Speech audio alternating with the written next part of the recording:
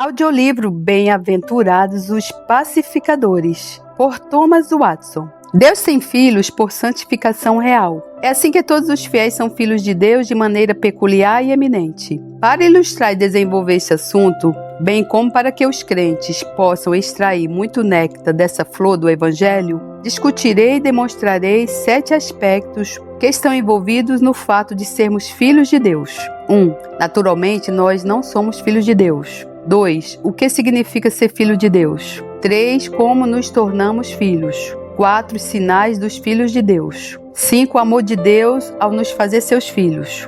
6. A honra dos filhos de Deus. 7. Os privilégios dos filhos de Deus. Naturalmente, não nascemos como filhos de Deus. Como Jerônimo diz, não somos filhos de Deus por natureza, mas somos tornados filhos de Deus. Por natureza, somos estranhos a Deus. Somos suínos e não filhos. 2 Pedro 2:22. Uma pessoa deixaria sua herança para seus porcos? Não. Uma pessoa daria para os seus porcos seus farelos, mas não suas joias. Por natureza, temos o diabo como nosso pai. Vocês são do diabo. João 8:44. Uma pessoa ímpia pode pesquisar sua linhagem nos registros do inferno. Eita glória! O que significa ser filho de Deus? Essa filiação consiste em 2 coisas: adoção e infusão de graça. A filiação consiste em adoção, a fim de que recebêssemos a adoção de filhos. Gálatas 4:5. Em que consiste a verdadeira natureza da adoção? Em 3 coisas. A adoção consiste em uma transição ou mudança de uma família para outra. Aquele que é adotado é retirado da antiga família do diabo e do inferno. Efésios 2:2-3. E passa a ser membro da família do céu, de uma família nobre. Efésios 2:19. Deus é seu pai, Cristo é seu irmão mais velho. Os santos são co-herdeiros e os anjos são companheiros de serviços nessa família. A adoção consiste em imunidade e desobrigação de todas as leis da antiga família. Como é dito no Salmo 45:10, esqueça o seu povo e a casa de seu pai. A pessoa que é espiritualmente adotada não tem mais relação com o pecado. Como diz o profeta: ó Efraim, que tenho eu a ver com os ídolos? Oséias 14:8. A única relação que um filho de Deus tem com o pecado é a relação de um inimigo com quem ele trava uma batalha, mas não como mestre ao qual ele obedece. O filho de Deus é liberto do pecado. Romanos 6:17. Ainda que eu não diga que ele é liberto de seu dever para com seu pai, você já ouviu falar de um filho sendo liberto do dever para com seus pais? Essa é a liberdade dos rebeldes. A adoção consiste em uma participação legal nos direitos e prerrogativas da família na qual a pessoa está sendo adotada. Isso consiste principalmente em 2 coisas. A primeira prerrogativa é um novo nome. Aquele que é adotado por Deus ganha novo nome. Antes ele era um escravo, agora ele é um filho. Antes era um pecador, agora é um santo. Este é um nome de honra, melhor do que qualquer título de príncipe ou monarca. Ao vencedor darei do maná escondido. Também lhe darei uma pedrinha branca, e sobre essa pedrinha um novo nome escrito. Apocalipse 2:17. A pedra branca significa remissão. O nome novo significa adoção. E ele é escrito na pedra branca para mostrar que a nossa adoção se baseia em nossa justificação. Além disso, o nome novo é escrito para mostrar que Deus tem todos os nomes de seus filhos inscritos no livro da vida. A segunda prerrogativa é dar à pessoa adotada uma participação na herança. Fazer alguém herdeiro implica uma relação com uma herança. Uma pessoa não adota outra para que esta receba um título, mas uma propriedade. Assim, Deus, ao nos adotar como filhos, nos dá uma herança gloriosa, a herança dos santos na luz. Colossenses 1:12. Essa herança é aprazível, é uma herança na luz. Essa herança é segura, pois Deus guarda a herança para seus filhos. 1 Pedro 1:4. E os guarda para a herança. 1 Pedro 1:5. De modo que eles não podem ser impedidos de tomar posse dela. Não há possibilidade de eles serem deserdados, pois os santos são co-herdeiros com Cristo. Romanos 8:17. Na verdade, eles são membros de Cristo. Colossenses 1:18. Os membros de Cristo podem ser tão deserdados quanto o próprio Cristo. Os herdeiros nunca morrem. A eternidade é uma das joias de suas coroas, pois eles reinarão para todo sempre. Apocalipse 22:5. Antes de passar para o próximo ponto, pode surgir uma pergunta: qual a diferença entre a adoção divina e a adoção humana. O homem adota para suprir uma deficiência porque não tem filhos próprios, mas Deus não adota por esse motivo. Ele tinha um filho próprio, o Senhor Jesus. Ele era seu filho natural e o seu filho de seu amor, o que foi testificado por uma voz do céu. Este é o meu filho amado, em quem me comprazo. Romanos 3,17. Nunca houve um filho tão semelhante ao Pai. Ele era sua imagem exata, a expressão exata do seu ser. Hebreus 1,3. Ele era um filho que valia mais do que todos os anjos no céu, tendo se tornado tão superior aos anjos. Hebreus 1,4. Assim, Deus não adota por necessidade, mas por compaixão. Quando o homem adota, ele adota apenas um herdeiro, mas Deus adota muitos, como lemos em Hebreus 2,10, conduzindo muitos filhos à glória. Que um cristão fraco e trêmulo possa dizer: se este é o caso, então, por que eu deveria perder minhas esperanças de ser filho de Deus? Se Deus agisse como homem, se ele adotasse apenas um filho, então você poderia se desesperar. Mas ele adota milhões e traz muitos filhos para a glória. De fato, isso pode ser a razão pela qual uma pessoa adota apenas um filho, a saber, porque ela não tem recursos suficientes para adotar outros mais. Se ela adotasse muitos, suas terras não seriam suficientes. Mas Deus tem muitas terras para dar a todos os seus filhos. Na casa de meu pai há muitas moradas. João 14,2. Glórias a Deus. Ao adotar o homem, faz isso com facilidade. Ele precisa apenas selar um contrato e a coisa está feita. Mas a adoção custa um alto preço para Deus. Deus teve que usar a sua sabedoria para encontrar uma maneira de nos adotar. Não foi uma tarefa fácil reconciliar o inferno e o céu, fazer os filhos da ira se tornarem filhos da promessa. E quando Deus, em sua infinita sabedoria, encontrou uma maneira, ela não era fácil. O preço que Deus teve que pagar para nos fazer seus filhos adotivos foi a morte de seu filho natural. Deus não poderia selar o contrato que nos constituiu filhos e herdeiros, senão pelo sangue de seu próprio filho. Fazer suas criaturas não foi algo que custou tanto a Deus como fazer de nós filhos. Fazer de nós suas criaturas foi algo que custou a Deus apenas uma palavra. Fazer de nós filhos foi algo que custou a Deus o derramamento de seu sangue. Ao adotar, o homem concede privilégios terrenos para seu herdeiro, mas Deus concede privilégios celestiais, como a justificação e a glorificação.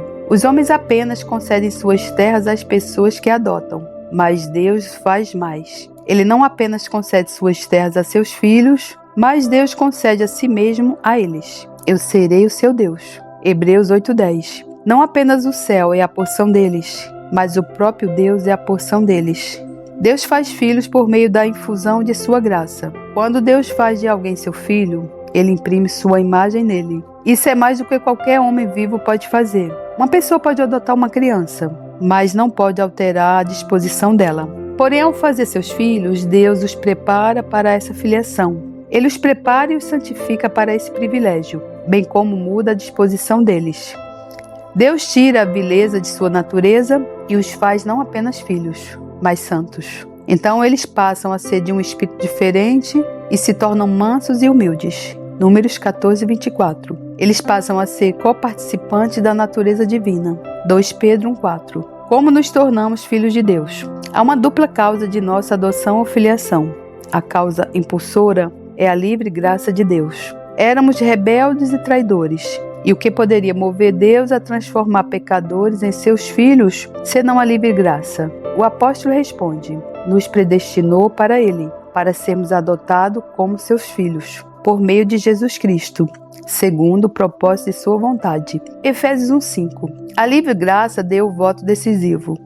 A adoção é uma misericórdia que brota da afeição da livre graça. Seria algo grandioso se Deus pegasse um pouco de terra e o transformasse em uma estrela. Porém, é algo ainda mais grandioso para Deus pegar um pedaço de barro misturado com pecado e conceder a ele o glorioso privilégio da filiação. Como os santos admirarão os seus feitos da livre graça no céu? A causa instrumental de nossa filiação é a fé. O batismo não nos torna filhos de Deus. O que faz Deus nos reconhecer como filhos é a fé. Pois todos vocês são filhos de Deus mediante a fé em Cristo Jesus. Gálatas 3:26. Antes que a fé seja operada em nós, não temos nada a ver com Deus. Somos como o apóstolo fala em outro sentido. Somos bastardos e não filhos. Hebreus 12:8. O incrédulo pode chamar Deus de juiz, mas não de pai. Os ímpios podem esperar que Deus seja seu pai, mas enquanto são incrédulos, não passa de bastardos. E Deus não será pai deles, mas os colocará à porta do diabo, porque eles são filhos do diabo. Vocês são filhos de Deus mediante a fé. A fé nos legitima. Ela nos confere o título de filiação e nos dá o direito de herdar o reino dos céus. Então, como deveríamos lutar pela fé? Sem fé, somos criaturas, não filhos. Sem fé, somos espiritualmente ilegítimos. Essa palavra ilegítimo é um termo pejorativo. Aqueles que são ilegítimos são olhados com desdém. Chamamos eles de nascidos fora do casamento. Vocês que se orgulham de seus tecidos finos e veludos, mas permanecem no estado natural, vocês são ilegítimos. Deus olha para vocês com olhos de escárnio e desprezo. Nem mesmo a oração de vocês é ouvida, porque a oração de um ímpio é abominável ao Senhor. Vocês são pessoas vis, filhos deste mundo, da descendência da serpente. Gênesis 3:15. Vocês são membros da família do diabo. Essa palavra ilegítimo também implica infelicidade e miséria. Pessoas ilegítimas não podem ser herdeiras legais. A terra só pode ser herdada por herdeiros legítimos. Até que sejamos filhos de Deus, não temos direito ao céu e não há outra maneira de sermos filhos senão pela fé. Vocês são filhos de Deus mediante a fé. Aqui devemos falar mais sobre duas coisas. 1. O que é fé? 2. Por que a fé nos faz filhos? O que é a fé? Se a fé nos concede a filiação, então é importante sabermos o que é a fé. Há uma fé dupla. Uma fé meramente nocional, quando acreditamos na verdade de tudo o que é revelado nas Escrituras Sagradas.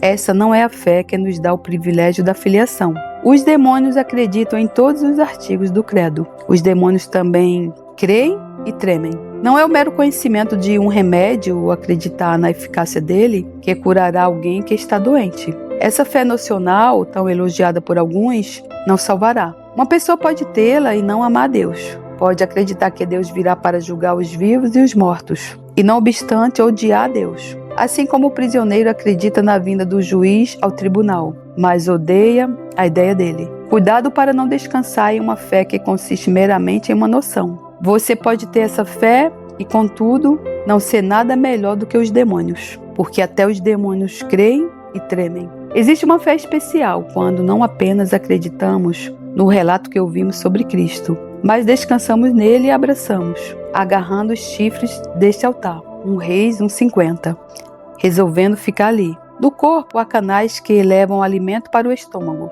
Assim a fé é o canal que leva Cristo para o coração e o aplica lá. Por meio dessa fé nos tornamos filhos de Deus. Onde quer que essa fé esteja, ela não é como um remédio na boca de uma pessoa morta, mas é extremamente operante. Ela obriga ao dever e opera pelo amor. Gálatas 5:6. Mas por que a fé nos faz filhos? Porque outras graças, como o arrependimento, o amor, etc., não fazem isso. Eu respondo, porque a fé é instituída por Deus e honrada para essa obra de nos fazer filhos. A instituição de Deus confere à fé seu valor e validade. É a marca do rei que faz a moeda ser aceita. Se ele colocasse sua marca em moedas de latão ou couro, elas circulariam tão bem quanto se a colocassem em moedas de prata. O grande Deus autorizou e colocou a marca de sua instituição na fé. Isso a torna aceita e lhe dá um privilégio acima de todas as graças, para nos fazer filhos.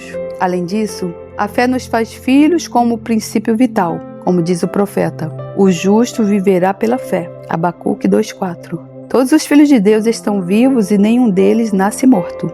Ora, é pela fé que vivemos. Assim como o coração é a fonte da vida no corpo, assim também a fé é a fonte da vida na alma. A fé também nos faz filhos, pois é a graça que une. Ela nos une a Cristo. As outras graças não podem fazer isso. Pela fé, somos um com Cristo, e assim somos da família de Deus. Ao sermos unidos ao Filho natural, nos tornamos filhos adotivos. O relacionamento de parentesco vem pela fé. Deus é o Pai de Cristo. A fé nos faz irmãos de Cristo. Hebreus 2:11. E assim, Deus passa a ser nosso Pai. As características dos filhos de Deus. É importante sabermos de quem somos filhos.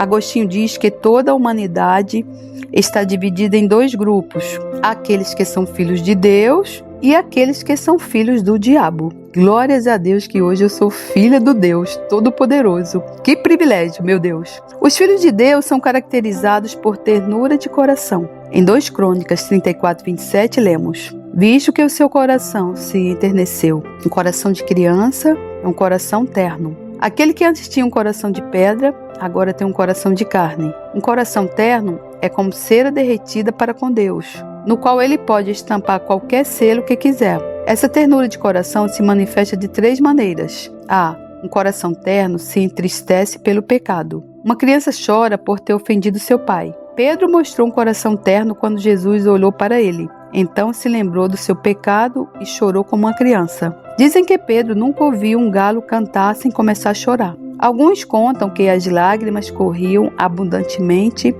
por seu rosto abençoado. O menor cabelo faz o olho lacrimejar. O menor pecado faz o coração doer. O coração de Davi doeu quando ele cortou a borda da capa do rei Saul. O que seu coração não teria feito se Davi tivesse cortado a cabeça dele? B. Um coração terno se derrete diante da misericórdia. Embora quando Deus troveja por meio da aflição, caia uma chuva de lágrimas do olho de alguém que recebeu a graça de Deus, contudo o coração nunca se enternece tão amavelmente como faz quando está sob os raios da misericórdia divina. Veja como o coração de Davi se derreteu com a bondade de Deus. Quem sou eu, Senhor Deus? E qual é a minha casa, para que me tenhas trazido até aqui? 2 Samuel 7,18. Houve um enternecimento gracioso em seu coração. Assim um filho de Deus diz: Senhor, quem sou eu? Um amontoado de pó e pecado, para que os resplandecentes raios da sua livre graça brilhem sobre mim.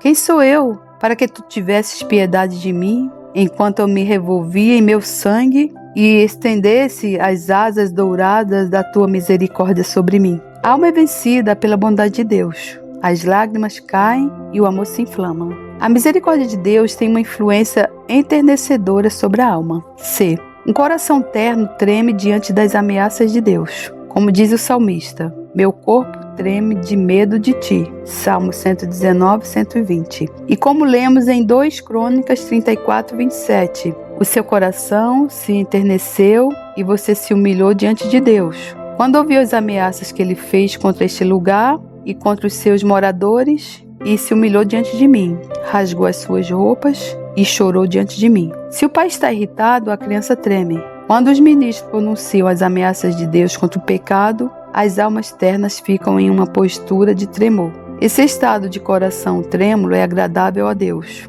Mas eis para quem olharei: para o aflito e abatido de espírito, e que treme diante da minha palavra. Isaías 66, 2. Uma pessoa ímpia é como o Leviatã no sentido de que parece ter sido feita para nunca ter medo. Jó 41, 33. Tal pessoa não acredita nas promessas de Deus e nem teme das ameaças dele. Se é anunciado o juiz de Deus contra o pecado, ela ri e pensa que Deus ou é ignorante e não vê, ou então que ele é impotente e não pode punir. O profeta diz que os montes tremem diante dele e as colinas se derretem. A terra se levanta diante dele. Naum 1,5. No entanto, os corações dos ímpios são mais obstinados e duros do que as rochas. Um pecador endurecido é como Nabucodonosor, que recebeu um coração de animal. Daniel 4,16. Um coração de criança é um coração terno, pois o coração de pedra foi removido. B. Os filhos de Deus são caracterizados por assimilação. Está escrito em Colossenses 3, 9 a 10. Vocês se despiram da velha natureza com as suas práticas e se revestiram da nova natureza que se renova para o pleno conhecimento, segundo a imagem daquele que a criou. O filho se assemelha ao pai. Os filhos de Deus são como seu Pai Celestial. Eles carregam em si a própria imagem e impressão de Deus. Os homens maus dizem que são filhos de Deus, mas há uma dissimilaridade e dessemelhança muito grande entre eles e Deus. Os judeus se vangloriavam de serem filhos de Abraão, mas Cristo os contradisse, argumentando que eles não eram semelhantes a ele. Mas agora vocês estão querendo me matar, a mim, que lhes falei a verdade que ouvi de Deus. Abraão não fez isso. João 8,40. É como se Cristo tivesse dito: vocês, filhos de Abraão, Estão tentando me matar? Abraão não teria assassinado o inocente. Vocês são mais parecidos com Satanás do que com Abraão. Vocês são do diabo, que é o pai de vocês. Versículo 44. Como Jesus era direto e sincero, meu Deus. Aqueles que são orgulhosos, mundanos e maliciosos, verdadeiramente podem dizer: Pai nosso que está no inferno. É blasfêmia chamar Deus de Pai Nosso e seguir o exemplo do diabo. Os filhos de Deus se assemelham a Ele em mansidão e santidade. Eles são imagens divinas ambulantes. Assim como o selo imprime sua marca e semelhança na cera, assim também Deus imprime a marca e a imagem de sua própria beleza em seus filhos. Glórias a Deus que eu carrego essa marca, Senhor. C. Os filhos de Deus são caracterizados por possuírem o Espírito de Deus. Ele é chamado o Espírito de adoção em Romanos 8,15.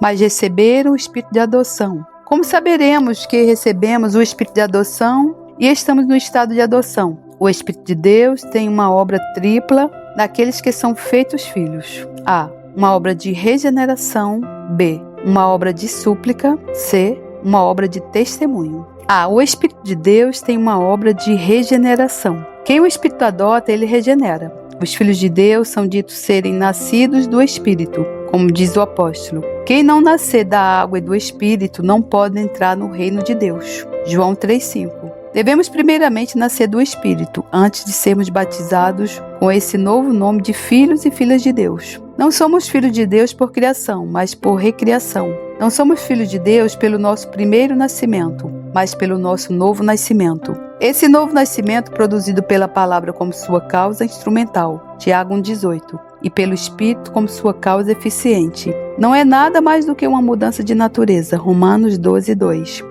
Que embora não seja uma mudança perfeita, é uma mudança completa, 1 Tessalonicenses 5,23. Essa mudança de coração é totalmente necessária para que uma pessoa seja salva. Como saberemos que temos essa obra regeneradora do Espírito? De duas maneiras, pelos sofrimentos e pelo que ela produz. O novo nascimento é conhecido pelos sofrimentos.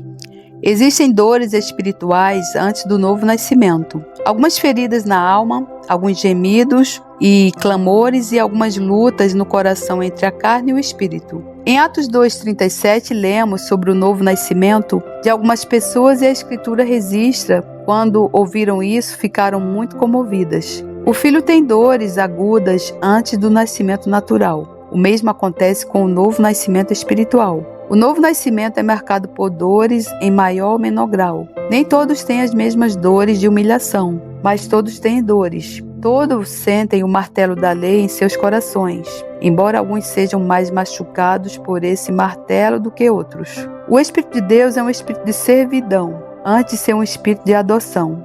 Romanos 8,15. O que diremos então daqueles que são tão ignorantes sobre o novo nascimento quanto Nicodemos, que disse: como pode uma pessoa nascer sendo velho? Será que pode voltar ao ventre materno e nascer uma segunda vez? João 3,4. Alguns agradecem a Deus por nunca terem tido nenhum problema espiritual e por sempre terem sido tranquilos. Tais pessoas agradecem a Deus pela maior maldição. Isso é um sinal de que elas não são filhas de Deus. O filho que nasce da graça divina sempre nasce com dores. O novo nascimento é conhecido pelos efeitos que produz, que são sensibilidade. O recém-nascido é sensível ao menor toque. Se o Espírito regenerou, você é sensível às manifestações e aos primeiros impulsos do pecados, os quais não eram percebidos anteriormente. Paulo fala sobre a lei do pecado, que estava nos membros dele. Romanos 7,23. O santo recém-nascido vê o pecado na raiz. Circunspecção. Aquele que é nascido do Espírito busca preservar a graça. Ele recorre ao seio das ordenanças, 1 Pedro 2,1, e teme aquilo que pode representar perigo para a sua vida espiritual, 1 João 5,18. Tal pessoa vive pela fé, mas passa o tempo de sua peregrinação com temor, 1 Pedro 1,17. Essa é a primeira obra do Espírito naqueles que são feitos filhos, uma obra regeneradora. B. O Espírito de Deus tem uma obra de súplica no coração. O Espírito de adoção também é um espírito de súplica, como lemos em Romanos 8,15. Mas receber o Espírito de adoção, por meio do qual clamamos, Abba Pai. Enquanto a criança está no útero, ela não pode chorar. Enquanto as pessoas estão no útero de seu estado natural, elas não podem orar de maneira eficaz. Porém, quando nascem do Espírito, então clamam, Abba, Pai. A oração não é nada mais do que a alma se lançando no seio de seu Pai. É uma comunhão amável e familiar com Deus. Assim que o Espírito de Deus entra no coração, ele o leva à oração. Assim que Paulo foi convertido, sua próxima atitude foi o que lemos em Atos 9:11. Ele está orando, dizem que Lutero, quando orava, o fazia com tanta reverência, como se estivesse orando a Deus, e com tanta ousadia, como se estivesse falando com seu amigo. O Espírito de Deus ajusta as cordas das afeições, e então fazemos melodia na oração. Existem pessoas que zombam disso, dizendo, você ora pelo Espírito, mas isso é uma blasfêmia contra o Espírito. Uma das principais obras do Espírito de Deus nos corações de seus filhos é levá-los a orar. E porque vocês são filhos, Deus enviou o Espírito de seu Filho ao nosso coração. E esse Espírito clama, Abba, Pai. Gálatas 4:6. Abba, Pai, meu paizinho. Abba, Pai, meu paizinho. Porém, muitos dos filhos de Deus não têm habilidades para se expressarem na oração. Como então o Espírito os ajuda em suas fraquezas? Embora nem sempre eles tenham os dons do Espírito na oração, contudo eles têm os gemidos do Espírito. Romanos 8:26. Dons são os enfeites da oração, mas não a vida da oração. Um cadáver pode ser adornado com joias. Embora o Espírito possa negar a fluência da fala, ele dá o fervor do desejo e tais orações são mais eficazes. As orações que o Espírito inspira nos corações dos filhos de Deus têm essas 3 qualificações.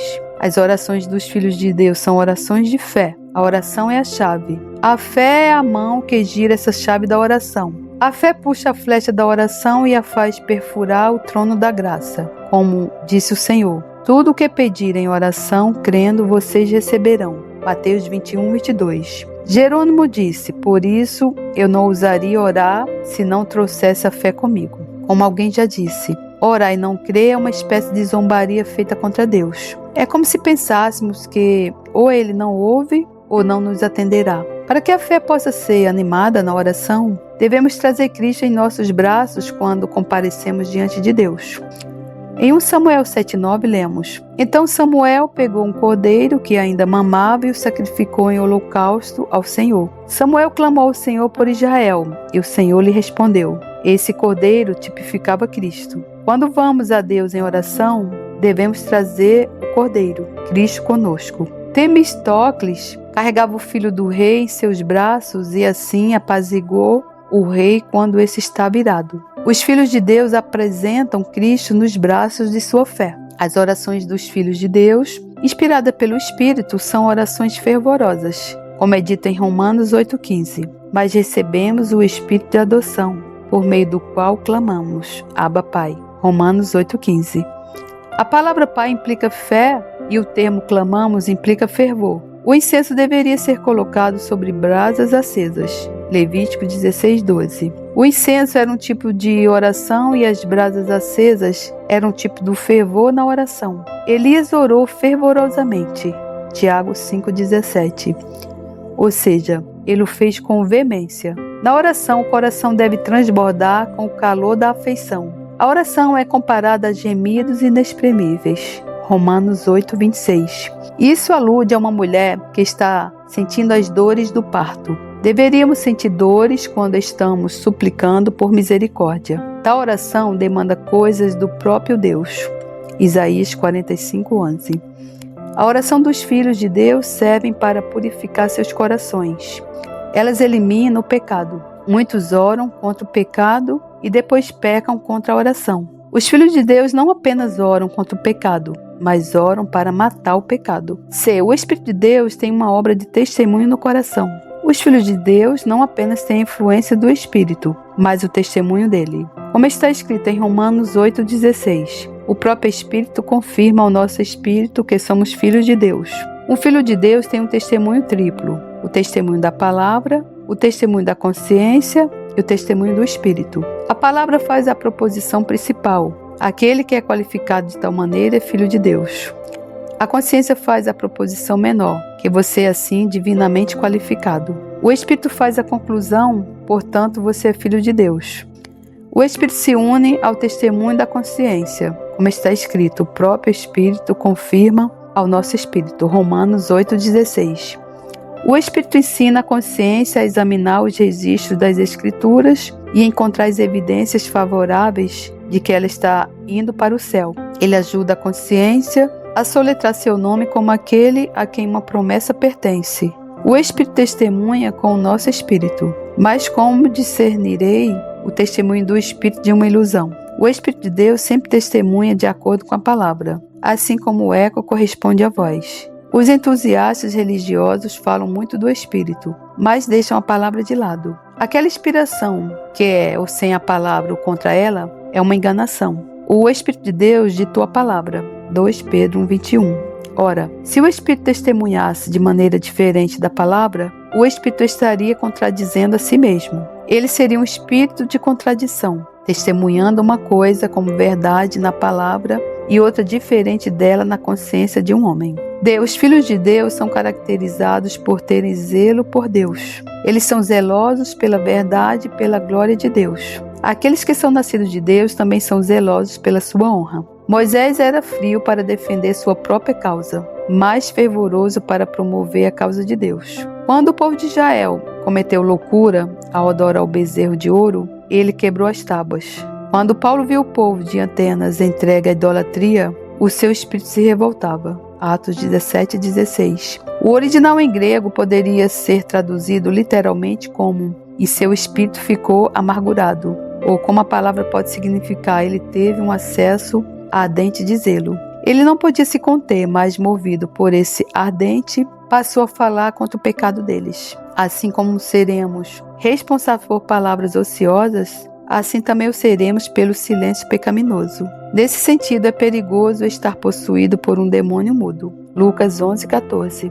Davi disse: "Pois o zelo da tua casa me consumiu, e as ofensas dos que te insultam caem sobre mim." Salmo 69:9. Isso quer dizer que quando a gente escutar algum tipo de blasfêmia contra a palavra de Deus, contra o nosso Senhor Jesus Cristo, contra Deus, contra os seus profetas, contra os santos do Senhor, nós não podemos ficar calados. Nós não podemos aceitar esses insultos e nos calar. Nós temos que defender com a nossa boca.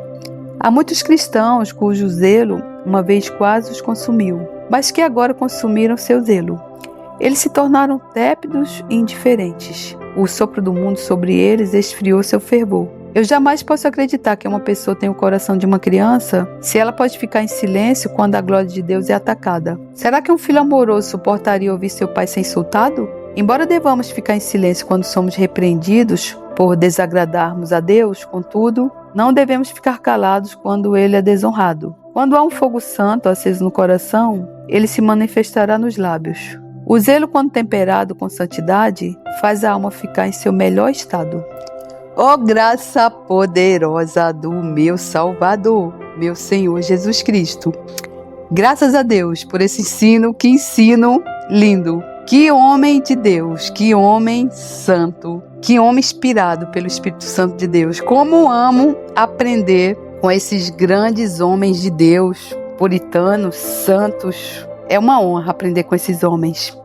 Pois bem, irmão, você está gostando, irmão, do ensino? Deixa aí, irmão, no seu comentário se você está gostando do ensino. Provavelmente, irmão, você não está gostando do ensino. Assim como uma amiga minha, ela está andando pelo Espiritismo.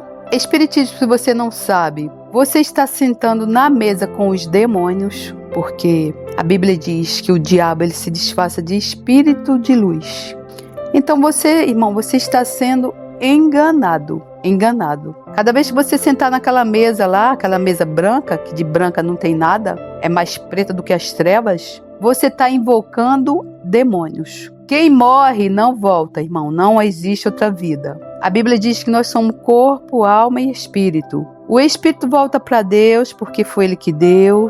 Nosso corpo volta para o pó, vai ser comido pelos bichos. Só vai sobrar ali o cabelo e os ossos. Você vai ser enterrado num buraco. Depois teus ossos vai ter que sair daquele buraco ali, porque você vai ter que dar o lugar para outro corpo. E a alma, irmão, ela vai para Deus ou ela vai queimar no lago de fogo do enxofre, dependendo das suas escolhas. Se você tiver confessado o Senhor Jesus como Salvador da tua vida, largado o pecado, se arrependido, ter virado filho de Deus, deixar de ser filho de Satanás, você será salvo.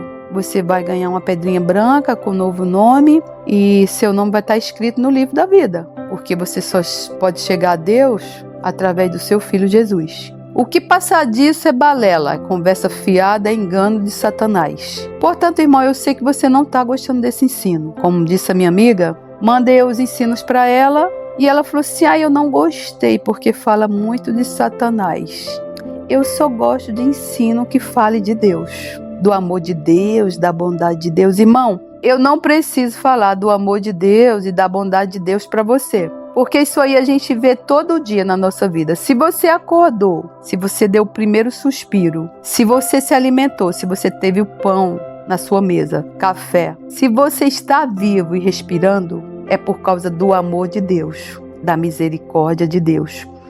A Bíblia diz que a causa de não sermos consumidos todas as manhãs é porque as misericórdias do Senhor, elas se renovam todas as manhãs. Então, eu não preciso estar falando do amor de Deus o tempo inteiro, igual os pastores ficam aí nas igrejas, só fala do amor, vem servir a Jesus, vem dar o dízimo, vem dar oferta, você vai enriquecer, sua vida vai prosperar, seu casamento vai ser arrumado, seus filhos serão libertos, seus filhos vão servir a Deus. Irmão, tudo isso é verdade, se você verdadeiramente se tornar um filho de Deus. Se tornar um filho de Deus é igual esse ensino do homem aqui. Você precisa verdadeiramente ter se arrependido dos seus pecados, estar seguindo uma vida com Jesus, de mãos dadas com Jesus, aprendendo com Jesus. Porque se você não tiver fazer isso, não fizer isso, se você andar no pecado, você continuará sendo o filho do diabo, porque o diabo desde o início que peca. Você pode dar o dislike aí, o dedão para baixo, porque eu não estou gravando esse material para ter o seu like. Meu like vem lá de cima. Meu like vem de Jesus. Meu like eu quero que venha de Deus. Porque a Bíblia diz para nós amealharmos tesouros no reino de Deus. Porque essa vida aqui é passageiro. Aqueles que se dizem igreja do Senhor, pastor do Senhor, pastora do Senhor. Não existe pastora na Bíblia, por isso você precisa ler a Bíblia. Não existe pastora na Bíblia, não se deixa enganar. Que estão fazendo a obra só falando do amor de Deus, da bondade de Deus, do perdão de Deus, das misericórdias de Deus, da bondade de Deus, da prosperidade de Deus. Eles são anátemas. Sabe o que é anátemas? Não sou eu que estou falando, está na Bíblia. São amaldiçoados. Você que faz a obra do Senhor aí, pensando em ganhar dinheiro e ficar rico, você é amaldiçoado, é assim que está na palavra de Deus, não sou eu que está dizendo, que estou dizendo. Você precisa, irmão, enquanto é tempo, verdadeiramente se arrepender do seu pecado, porque você vai ter que prestar contas, irmão, a Deus, de cada tostão que você ganhou em cima dos pobres, das ovelhas do Senhor, pensando no seu bolso. De cada palavra que saiu da sua boca, pensando no seu bolso, porque a Bíblia diz que no dia do juízo, nós vamos ter que prestar contas de cada palavra que sai da minha boca. Desde já, eu já peço perdão a Deus de cada palavra que está saindo da minha boca aqui, se for mentira, porque não é. É o que está na Bíblia. Então, irmão, verdadeiramente, você que não gosta do ensino desse homem, porque não é meu, eu estou apenas gravando um ensino que já foi gravado, já foi escrito há 350 anos ou mais, inspirado pelo Espírito Santo de Deus. Não foi esse homem que escreveu, ele foi inspirado pelo Espírito Santo de Deus, assim como a Bíblia. E eu vou falar de Satanás, irmão. Eu adoro falar de Satanás, eu amo falar de Deus, mas eu gosto de falar de Satanás, sabe por quê? Porque Satanás, ele não quer que a gente fale dele. Quanto mais esquecido o nome de Satanás, melhor para ele. Assim está o mundo. Assim estava eu quando frequentava as igrejas. O pastor não falava do pecado, não falava de Satanás, não falava do inferno. Irmão, você não pode se deixar enganar. O diabo, ele quer isso. Ele quer que você não fale do nome dele. Satanás existe. Ele veio para matar, roubar e destruir. agora mesmo ele deve estar operando na sua vida. Aqueles filhos da desobediência que não estão caminhando com o Senhor Jesus Cristo, eles são filhos de Satanás. Satanás está deitando e rolando na vida deles agora, inclusive na sua, se você não for filho de Deus e crente. Portanto, Satanás existe, ele está matando, roubando e destruindo. Ele quer levar a tua alma para o inferno, é por isso que você não gosta de ouvir falar do nome dele. Deus é bom, Deus é misericordioso, Deus é perdoador, Deus é benigno. Deus é tudo de maravilhoso. Deus é o que melhor existe no mundo. No mundo. Nunca vai existir algo melhor do que Deus. Nunca. Nunca. O mundo vai passar. Essa geração vai acabar, esse mundo vai acabar, vai existir outro mundo. Deus será sempre Deus. Deus será o mesmo. Ontem, hoje e para todo sempre. Mas Deus é um juiz, irmão. Se você hoje não tem Deus na sua vida como seu pai, você ímpio que está no pecado, você é filho de Satanás, não sou eu que estou dizendo isso, é o que a Bíblia diz. Deus para você é um juiz justo. É um Deus que manifesta cada dia o seu furor, como diz no Salmo. E se você não se arrepender verdadeiramente dos seus pecados, Deus vai afiar as suas flechas mortais, o seu arco, e vai disparar essas flechas, irmão, contra você. Quer você acredite, quer não. Seja hoje, seja amanhã, seja daqui a uma semana, seja no dia do juízo. Se você não quer Deus como seu pai, você vai ter que aceitar Deus como seu juiz. E ele é um juiz justo. Vai chegar uma hora que ele vai bater o martelo. Pois bem, quem quer te manter no escuro aí, irmão? Que não quer que fale do nome de Satanás. Satanás é o maligno, é o destruidor, é o mentiroso, é aquele que peca desde o início. Satanás é o Deus desse século. Satanás é aquele que cegou o entendimento dos incrédulos para que a verdade da palavra de Deus não resplandeça. Satanás é o mentiroso, Satanás é enganador. Satanás, ele anda rugindo como leão, buscando a quem possa dragar. Satanás, ele é disfarçado em espírito de luz para te enganar. Satanás, ele joga iscas para você cair. Satanás, ele adora que você caia no pecado. Satanás, ele quer te levar para o inferno. O que você quer mais que eu fale sobre Satanás? Eu posso passar o resto da tarde aqui falando quem é Satanás. Mas eu não vou me ocupar nisso, porque da minha boca tem que sair as coisas de Deus para edificação da sua vida. Então vou te deixar um ensino aqui que aconteceu comigo, porque a Bíblia diz que todas as coisas contribuem para o bem daqueles que amam ao Senhor. Pois bem, eu, levada pela curiosidade, ontem eu fui ver que tinha uma citação no livro de Judas, que era o irmão de Jesus, sobre o livro de Enoque. E esse livro de Enoque, ele não está na Bíblia. E eu, muito curiosa, eu baixei o livro, o e-book, e comecei a ler. Achei muito estranho o ensino, falava muito de anjos. Enfim, muito curiosa, eu baixei o livro no meu celular e à noite comecei a escutar o livro de Enoque. Achei muito estranho porque só falava de anjos. E eu acordei hoje sendo oprimida por Satanás. Você não quer acreditar, irmão? Eu não posso fazer nada, mas é a verdade.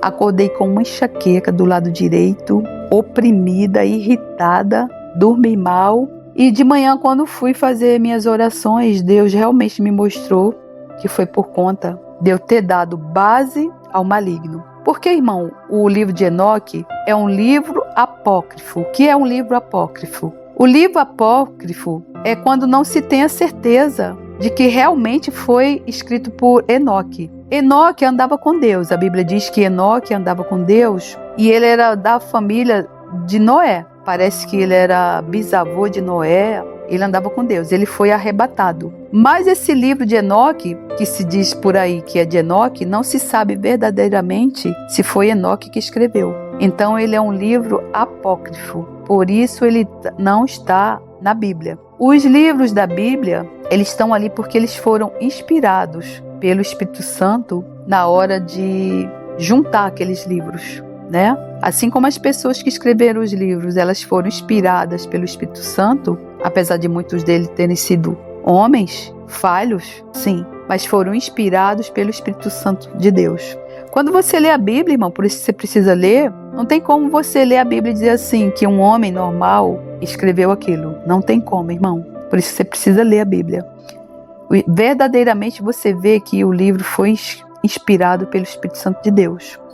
Então a Bíblia diz que as escrituras elas são suficientes, que tem ali na Bíblia, os livros da Bíblia. Eles são suficientes para nos ensinar a andar no caminho do Senhor. A Bíblia também diz que não se pode tirar uma vírgula do que está ali, nem tirar, nem acrescentar. Portanto, irmão, não caia no mesmo pecado que eu. Eu já pedi perdão a Deus pela minha curiosidade. Deus conhece o meu coração. Eu também pedi perdão a Deus pelas consequências desse pecado. Eu nunca mais vou fazer isso. E você, irmão, se você está achando que os livros da Bíblia não são suficientes, porque tem ali versículo para você ler até o final da sua vida e você não vai conseguir dar conta de tudo, não caia no mesmo pecado que eu. Não caia, não dê brecha para Satanás, porque Satanás, lá vou eu falar de Satanás de novo. Você não gosta, mas eu vou falar. Porque Satanás, irmão, quando ele não joga a isca para a gente cair no pecado, quando ele vê que a gente não está caindo no pecado, ele vai jogar a isca de outras formas. Ele vai jogar iscas, por exemplo, com pregações de homens que vivem no pecado, com mentiras, com falsas doutrinas, e você precisa vigiar aquilo que entra nos seus ouvidos, aquilo que entra pelos seus olhos, porque aquilo que entrar vai sair pela sua boca. E ele sabe que na hora que sair pela nossa boca não tem mais volta. Depois que a gente disparar a nossa língua, porque no mundo espiritual ele é movido por palavras, depois que a gente sair aquelas palavras da nossa boca é como uma flecha, não tem mais como voltar. Então, irmão, eu te dou um conselho. Vigia o que você escuta. Vigia quem você escuta. Vigia o que você vê, porque você vai estar dando base para Satanás entrar na tua vida ali, te oprimir. Foi isso que ele fez ontem. Eu amanheci oprimida. Depois que eu fiz minha oração, passou, desapareceu tudo. Ou seja, ele é sutil. Satanás, ele é sutil, irmão. Não caia, irmão, nas armadilhas de Satanás. É por isso que a palavra de Deus diz que o diabo ele anda rugindo como um leão, buscando a quem possa dragar. Se você der mole, irmão, ele vai te dragar. Então não dá mole para Satanás, irmão. Vigia, irmão. Vigia dia e noite e dia. Então, irmão, deixo aqui esse ensino. Se você quiser dar um dislike aí, você pode dar, irmão, à vontade, fica à vontade. Porque o meu like vem lá de cima. Porque tudo que eu faço para a honra e glória do nome do Senhor Jesus. Tá bom? Porque Satanás, ele já está derrotado. Os dias dele estão contados. E então ele está assim, nesse desespero, tentando levar almas para o inferno. Mas o ensino que eu deixo aqui é para a salvação da tua alma, irmão. Salvação da tua alma. Nunca pode esquecer disso, tá bom? Que a graça do nosso Senhor Jesus Cristo, o amor de Deus e a comunhão do Santo Espírito esteja conosco. Amém. Graças a Deus. E o saltério, cai a trombeta da lua nova, no tempo apontado da nossa solenidade, porque isto era um estatuto para Israel e uma lei do Deus de Jacó. Ordenou em José por testemunho, quando saíra pela terra do Egito, onde eu vi uma língua que não entendia, tirei de seus ombros a carga, as suas mãos foram livres dos cestos, clamaste na angústia e te livrei. Respondi-te no lar oculto dos trovões, provei-te nas águas de Meribá. Ouve-me, povo meu, e eu te atestarei. A Israel, se me ouvires, não haverá entre ti Deus alheio, nem te prostrarás ante um Deus estranho. Eu sou o Senhor, teu Deus, que te tirei da terra do Egito. Abre bem a tua boca e te encherei. Mas o meu povo não quis ouvir a minha voz, e Israel não me quis. Portanto eu os entreguei aos desejos dos seus corações, e andaram nos seus próprios conselhos. Oh, se o meu povo me tivesse ouvido, se Israel andasse nos meus caminhos, em breve abateria os seus inimigos e viraria minha mão contra os seus adversários. Os que odeiam ao Senhor ter-se-lhe sujeitado, e o seu tempo seria eterno, e o sustentaria com o trigo mais fino, e o fartaria com mel saído da rocha.